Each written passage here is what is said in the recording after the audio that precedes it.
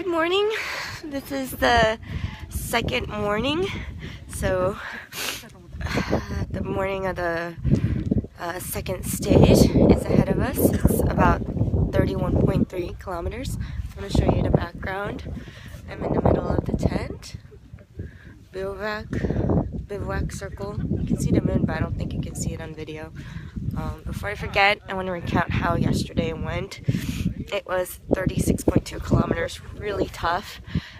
You might think that distance doesn't sound tough, but my pack was about 7.9, so 8 kilos to start, and then add 1.5 liters of water, which you refill at each checkpoint, and it's about 9.5 kilos on your back. And I got 2 ahead of myself, like everybody said. Everybody gets hyped up at the start, so you start running, and I ran about 15 kilometers, so just past the first checkpoint with the 9.5 kilos on my back, and then my legs just were too tired to keep on running, especially through the sand. So I walked, and my walk is really slow, so all the Europeans were passing me by, but it was great because everybody would cheer me on when they passed by, and a couple people stopped and we would chat about why we were all doing this, and it was really, really great. It kind of made me tear up when somebody would pass by and actually say, "Hey, Umi, you can do it." So yeah, that was really great. Maybe I'll show you the sunrise, which is coming up behind me.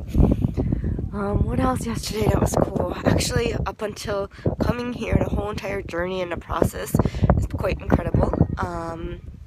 Meeting all the different people. First you get to know the people from your country really, really well, but outside of that, I guess you start meeting people on the courses, and when you're waiting in line, and there's lots of waiting in line, so getting to the starting line is almost just as tough as doing this, I think. Getting to the desert, you have to fly into Orzarte in Morocco, the airport, then take 6 to 7 hour bus ride here, and then you're waiting in line to check in for everything. So getting a medical check, your bag checked. We were waiting in the heat for about a couple of hours, waiting in line to get your food. But waiting is part of the process, so you learn to kind of slow down. I mean, even if you're not waiting, you're basically sitting around, there's nothing else to do. So to just relax and not, I guess, be so hectic and rushed with everything, especially with waiting, because there's nothing better to do anyway except enjoy the time you're spending here, and you're surrounded by just a large expanse of just really incredible landscapes. So yesterday we started off, and the landscape is ever changing. In the desert you see just dry, kind of the cracked riverbeds, dry riverbeds, and then large kind of, I guess, mountainous reliefs in the skyline. And you see, so we saw just some small sand dunes yesterday, just kind of fields littered with granite, which sucks when you stub your toes. And it's ever changing, so there's lots of valleys and things like that. It's really incredible. Some of my highlights from yesterday, while I was running this year, after a brief break of 6 years, the 10-time consecutive winner of the Marathon des Sables, Lassen Ansal. He's very, very famous, a Moroccan runner. He's assisting a partially blind runner, and I met him on the course and we chatted, and that was really, really cool. And he asked where I was from, and it was just really great to be able to run with him and alongside him for a brief bit and have him cheer me on every time we met on the course. Just meeting different people on the course and chatting with them. Also, yeah, I think that was mainly it.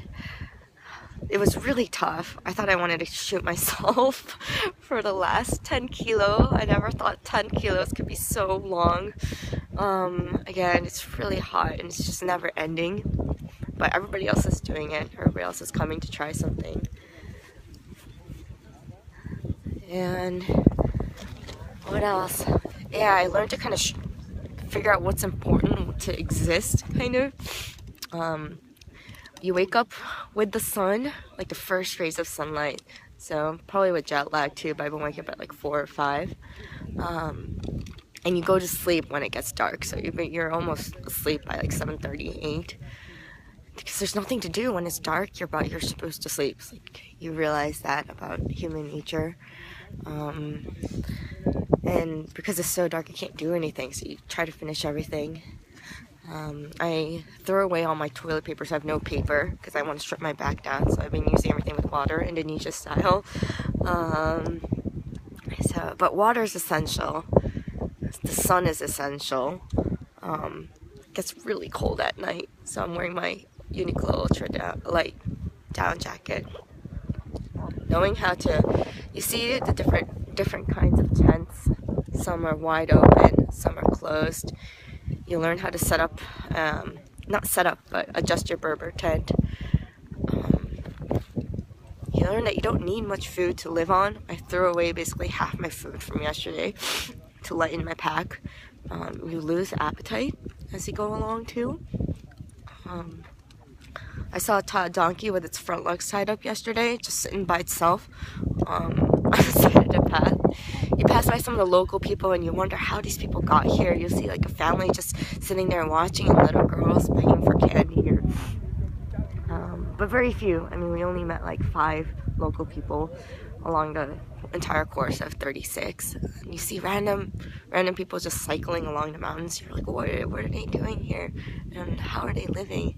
But it must be incredible to live here. And they have such different lives, so it's interesting to think about that. You really let go. You really kind of think of what's important to you. So overall, it's a really tough first day.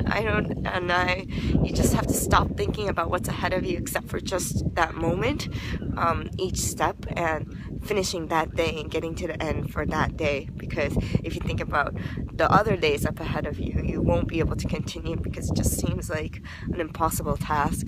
I didn't think I was going to be able to finish yesterday. Yesterday was just a big hurdle itself. So we'll see what's up today. Today is supposed to be really, really tough.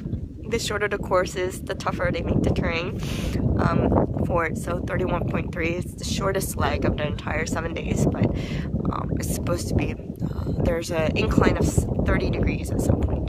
So we'll see how